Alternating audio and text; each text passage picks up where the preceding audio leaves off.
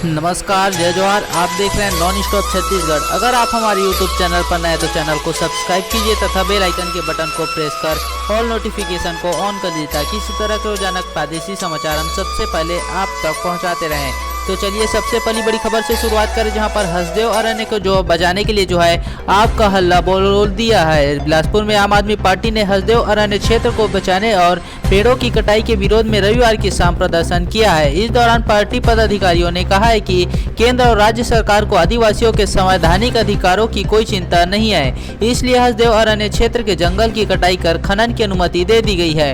आम आदमी पार्टी के छत्तीसगढ़ इकाई ने देवकी नंदन चौक पर शाम 5 बजे से लेकर 7 बजे तक हसदेव जंगल को काटने से रोकने के लिए राज्य सरकार के विरोध में प्रदर्शन किया है। आम आदमी पार्टी की प्रदेश प्रवक्ता प्रियंका शुक्ला के नेतृत्व में पदाधिकारियों और कार्यकर्ताओं ने अपनी आवाज बुलंद करते हुए जमकर नारेबाजी की है। प्रियंका शुक्ला ने कहा है कि राज्य और केंद्र सरकार निजी कंपनी के मुनाफे के लिए आदिवासियों के संवैधानिक अधिकार और पर्यावरण की चिंता किए बगैर हसदेव अरण्य क्षेत्र में हरे भरे पेड़ों की कटाई करवा रही है। कोषाध्यक्ष जसबीर सिंह ने कहा कि हसदेव अरण्य के जल, जंगल, जमीन, पर्यावरण, संस्कृति और रीति रिवाज को बचाने के लिए आम आदमी पार्टी सड़क की लड़ाई लड़ रही है। इसके अलावा आम आदमी पार्टी व पर्यावरण प्रेमियों ने कहा है कि हसदेव अरण्य में माइंस खुलने से हसदेव बांगोर डैम के कैचमेंट एरिया खत्म हो जाएगा, जिससे बांगोर डैम में जल भराव कम होगा। साथ ही हाथी कॉरिडोर होने के कारण हाथी मानव संघर्ष होगा। विरोध प्रदर्शन को गुरु घासीदास सेवादार संघ ने भी समर्थन दिया है और पदाधिकारियों व कार्यकर्ता शामिल हुए हैं।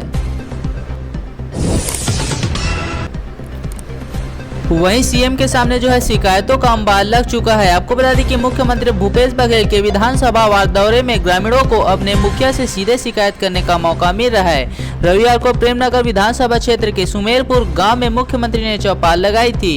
इस दौरान ग्रामीणों ने अपनी शिकायतें उनके सामने रखी है। मुख्यमंत्री ने कई मामलों में जाँच के निर्देश दिए हैं। सुमेरपुर के ग्रामीणों ने बताया कि उनके यहाँ स्कूल में शिक्षक ही नहीं आते हैं, ऐसे में बच्चों की पढ़ाई प्रभावित होती है। मुख्यमंत्री ने कलेक्टर से शिकायत की जांच कराने के निर्देश दिए हैं। कुछ ग्रामीणों ने बताया कि 2016-17 में बनवाए गए शौचालय के लिए पैसे का भुगतान अब तक नहीं मिला है। मुख्यमंत्री ने जनपद सदस्य के मुख्य कार्यपालन अधिकारी को मामले की जाँच के लिए निर्देश किया है।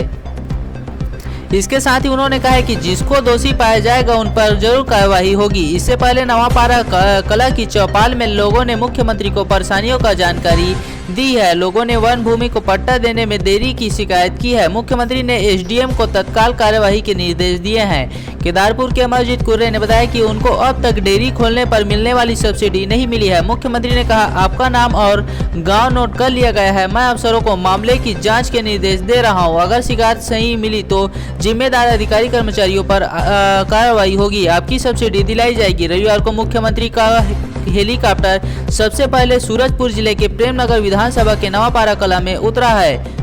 वहां उन्होंने पेड़ के नीचे चौपाल लगाई थी। उसके बाद वे सुमेरपुर और रामनगर पहुंचे थे।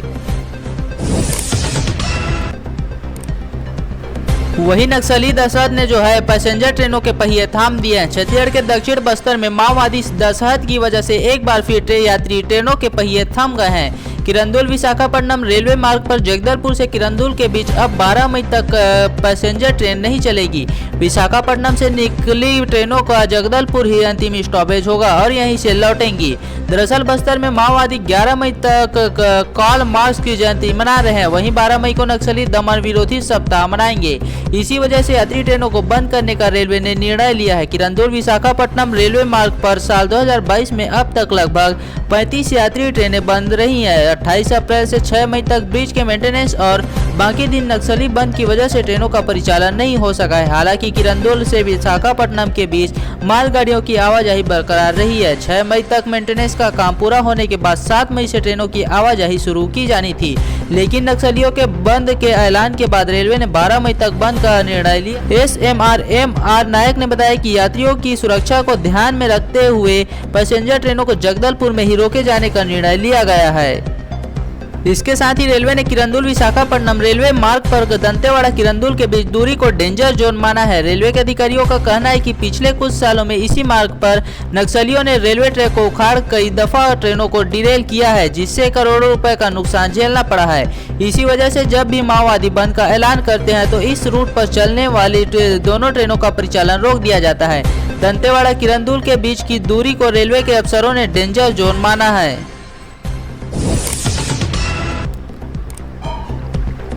वहीं आसानी तूफान के असर से जो है छत्तीसगढ़ का तापमान गिरेगा। आपको बता दें कि दक्षिण पूर्वी बंगाल की खाड़ी के ऊपर बना गहरा दबाव एक चक्रवाती तूफान आसानी में बदल गया है। पिछले 6 घंटों के दौरान 16 किलोमीटर प्रति घंटे की गति से पश्चिम उत्तर पश्चिम की ओर बढ़ा है। अगले 24 घंटों में इसकी पूर्वी मध्य बंगाल की खाड़ी के ऊपर एक भीषण चक्रवाती तूफान में बदलने की संभावना है। इसके साथ ही मौसम विभाग के शुरुआत अनुमान के मुताबिक इस तूफान का आंशिक असर छत्तीसगढ़ पर भी पड़ेगा। इस क्षेत्र में हवा की दिशा बदल जाएगी। इसकी वजह से अधिकतम तापमान में गिरावट आएगी। हवा की गति भी बढ़ जाएगी। आसमान में बादल छाएंगे। इसकी वजह से अधिकतम तापमान में गिरावट होगी, लेकिन उमस का एहसास बढ़ जाएगा। छत्तीसगढ़ में 1-2 स्थानों पर बरसात की भी संभावना बढ़ रही है। इसका असर अगले 2-3 दिनों तक बने रहने की संभावना दिख रही है।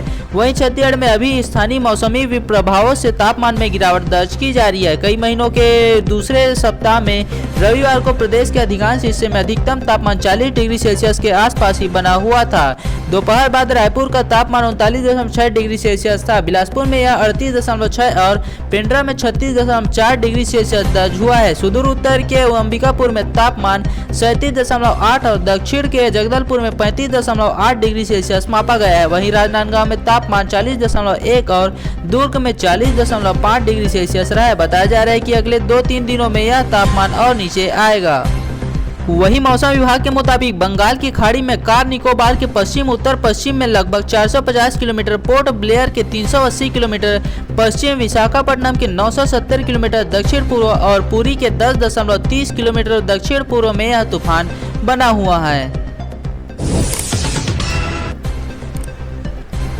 वहीं बीजेपी प्रदेश प्रभारी पर जो है कांग्रेस का पलटवार देखने को मिल रहा है। भारतीय जनता के प्रभारी डी पुरंदेश्वरी की पत्रकार वार्ता में उठाए गए विषयों पर कांग्रेस ने पलटवार किया है। प्रदेश कांग्रेस अध्यक्ष मोहन मरकाम ने कहा है कि पुरंदेश्वरी ने मान लिया है कि छत्तीसगढ़ में भाजपा मुद्दा विहीन और नेता विहीन हो गई है। वहाँ 2023 के चुनाव में भाजपा के 15 साल के उस काम को लेकर जाने की बात जिनको जनता ने 2018 के चुनाव में 3/4 बहुमत के साथ नकार दिया था। मोहन मरकाम ने कहा कि 2 दिन के दौरे और 5 संभागीय बैठकों में भी भाजपा की प्रदेश प्रभारी कांग्रेस सरकार के खिलाफ एक भी मुद्दा नहीं खोज पाई। यह कांग्रेस सरकार की बड़ी सफलता है कि 3.25 साल में विपक्ष मुद्दा विहीन हो गया है। उसके पास सरकार के खिलाफ आंदोलन करने के लिए जनहित का कोई विषय बचा ही नहीं है।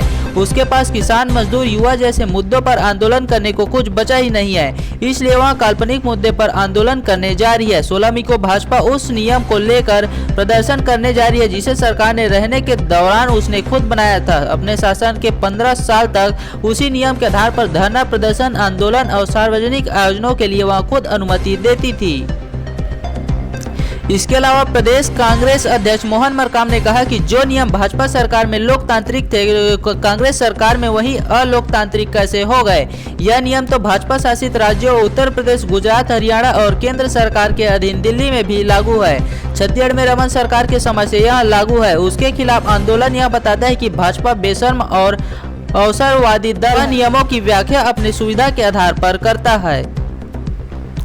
तो आज की खबर के सिलसिले को यहीं पर विराम करते हैं और मिलते हैं अगले वीडियो के साथ। अगर आपको यह वीडियो अच्छा लगा तो वीडियो को लाइक करें, कमेंट करें तथा शेयर करना बिल्कुल ना भूलें। साथ ही चैनल को सब्सक्राइब कर बेल आइकन के बटन को प्रेस कर ऑल नोटिफिकेशन को ऑन कर लीजिए ताकि इस तरह के रोजाना प्रादेशिक समाचार सबसे पहले हम आप तक पहुंचाते रहे। धन्यवाद। जय जोहार, जय छत्तीसगढ़। मिलते हैं अगले वीडियो के साथ।